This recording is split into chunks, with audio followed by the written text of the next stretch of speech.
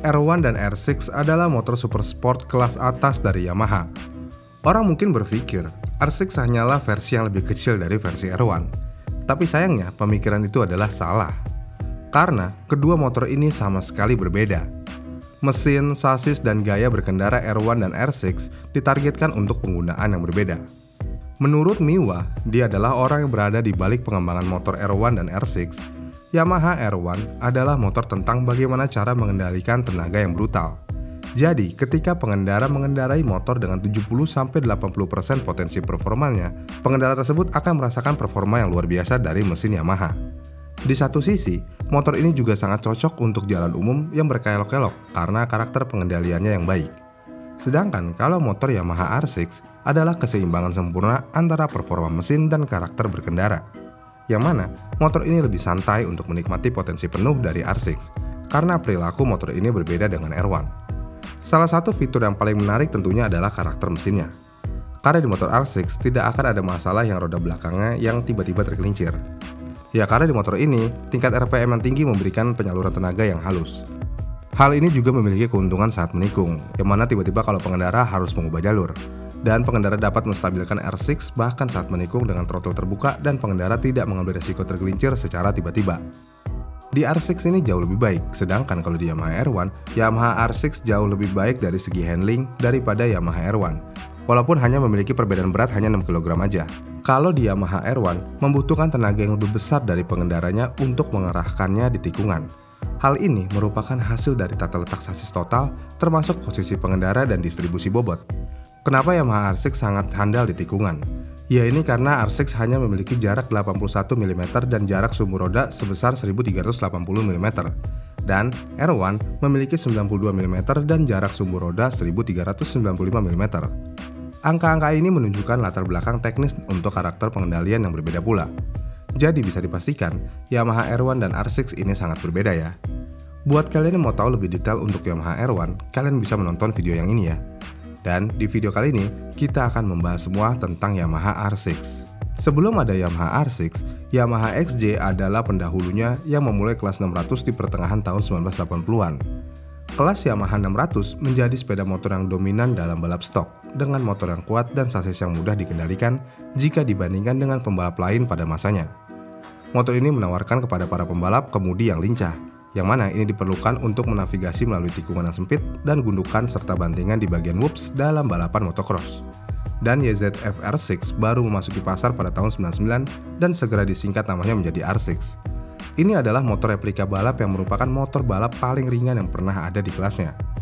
Motor ini dapat mencapai batas akhir RPM yang rendah, yang mana ini dapat memberikan margin yang tidak dapat diperdebatkan dari sudut pandang manapun. Motor ini memiliki mesin baru yang mengingatkan kita pada putaran tinggi dari model 400 sebelumnya dengan redline pada 15.500 rpm. Motor ini sangat cepat dan bertenaga di kelasnya, dengan mesin yang menghasilkan 120 horsepower yang luar biasa untuk kelas atas. Dan motor ini juga mencetak sejarah ketika menjadi motor produksi 600cc pertama dalam kategori 4 tak yang mampu menghasilkan lebih dari 100 horsepower sebagai motor standar. Kemudian, setelah sukses penjualannya untuk generasi pertamanya, pada tahun 2003 Yamaha R6 generasi baru diluncurkan kembali setelah 4 tahun dan Yamaha memberikan perubahan yang cukup signifikan di generasi ini. Motor ini menerima respon throttle yang lebih baik dan motor tahun 2003 mengklaim bahwa mesinnya bisa menghasilkan tenaga mencapai 123 horsepower. Selain itu, sasisnya juga mendapatkan perombakan, yang mana ini bertujuan untuk membuat pengendaliannya lebih gesit dan responsif daripada edisi sebelumnya.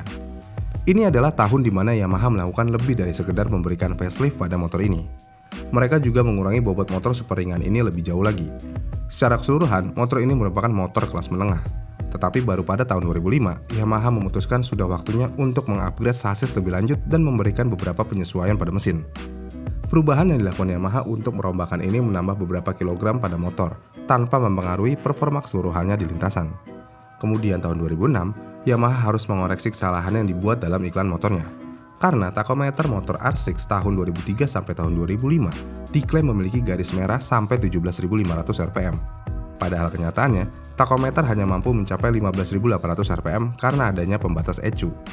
Dan untuk memperbaiki kesalahannya tersebut, Yamaha menawarkan untuk membeli kembali model apapun yang tidak disukai konsumen karena kesalahan yang dibuat oleh rilis angka yang tidak akurat.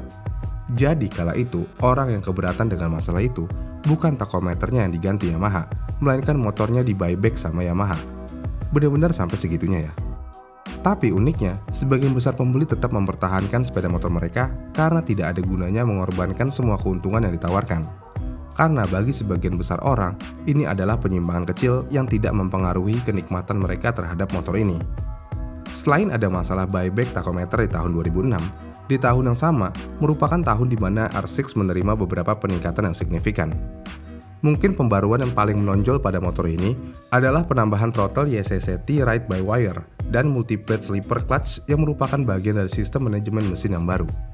Ini adalah perubahan besar pada motor yang telah mendapatkan banyak pengikut yang menyukai tenaga dan kelincahan pengendaliannya.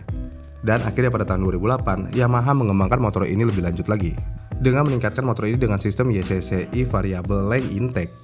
Dan hal ini meningkatkan tenaga pada putaran mesin yang tinggi dan motor ini juga mendapatkan pembaruan pada desain rangkanya dengan Delta Box yang baru. Sasis Delta Box model ini juga lebih kaku dari versi sebelumnya.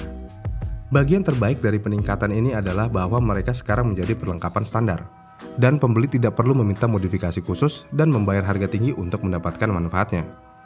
Kemudian, tenaga yang diklaim juga ditingkatkan dari 123 menjadi 127 horsepower. Setelah motor generasi ini keluar, kelas 600cc seakan-akan terguncang karena ada motor 600cc yang bisa mengeluarkan tenaga sebesar itu. Kemudian pada tahun 2010, Yamaha R6 akhirnya menjadi bentuk transformasi yang lebih modern dan lebih sporty. Dan target pengembangan untuk Yamaha R6 2010 adalah untuk menjadi motor yang paling menyenangkan untuk dikendarai di lintasan dan motor sport yang paling menyenangkan untuk dikendarai di jalan berliku. Untuk model tahun 2010, para insinyur telah menyempurnakan Yamaha R6 untuk memberikan lebih banyak tenaga pada putaran menengah dan mengurangi kebisingan untuk meningkatkan kenyamanan pengendara. Dan juga Yamaha R6 tahun 2010 dirancang untuk melakukan satu hal dengan sangat baik, yaitu motor ini dapat berkeliling lintasan balap dalam waktu yang singkat. Motor ini memiliki mesin 4 silinder dan bisa mencapai 15.000 rpm lebih. Dan sasis motor ini sudah jauh lebih kompleks dan kuat daripada model sebelumnya, yang memungkinkannya berubah dari bentuk yang agak gemuk menjadi ramping secara instan. R6 adalah motor yang memamerkan teknologi motor sport terbaru Yamaha, dari throttle fly-by-wire YCCT hingga desain rangka lurus yang terinspirasi dari MotoGP, bahkan sampai intake stack dengan variabel elektronik eksklusif Yamaha. R6 dirancang untuk membawa motor supersport ke tingkat yang lebih tinggi. Beberapa pengamat motor juga menunjukkan beberapa perubahan yang paling menonjol dalam evolusi Yamaha R6, yang mana model dari tahun 2006 dan seterusnya menampilkan throttle yang dikontrol oleh chip Yamaha dengan intake yang dikontrol oleh chip Yamaha juga yang ditawarkan dari tahun 2008 dan seterusnya. Kemudian, pembaruan berikutnya yang benar-benar signifikan adalah penambahan ABS pada model tahun 2017. Pada tahun ini, motor ini juga menerima sistem kontrol traksi baru dan mode berkendara yang dapat dipilih yang disebut sebagai D-Mode, dan sistem quick release sebagai fitur standar. Semua ini merupakan alat bantu elektronik yang memodernisasi motor yang sudah menjadi primadona di pasar. Gaya R6 juga berubah menyerupai M1 dengan estetika yang lebih ramping. Motor ini juga memiliki suspensi seperti R1 dan yang terpenting, motor ini juga memiliki harga yang lebih tinggi dibandingkan para pesaingnya seperti Kawasaki ZX-6R. Kemudian pada tahun 2020, Yamaha akhirnya mengumumkan bahwa motor ini tidak akan tersedia lagi dalam versi produk motor jalan raya, karena mereka memutuskan untuk membawa R6 langsung ke lintasan balap. Dan mulai tahun 2021, Yamaha YZF R6 diproduksi dengan motor khusus lintasan dengan spesifikasi khusus pasar Eropa. Jadi yang dijual di dealer saat ini itu adalah model tahun 2017 sampai 2021 dengan peningkatan minor aja. Karena Yamaha emang bener-bener udah gak mau jualan lagi motor ini untuk publik. Dan untuk motor track only-nya dinamakan Yamaha R6 Race. Ini adalah nama yang dipilih Yamaha untuk menandakan identitas baru motor ini. Ini hanyalah satu langkah lagi dalam proses evolusi salah satu model sepeda motor yang paling dicintai sepanjang masa. Pertanyaannya, kenapa Yamaha malah menyuntik mati motor legendaris ini?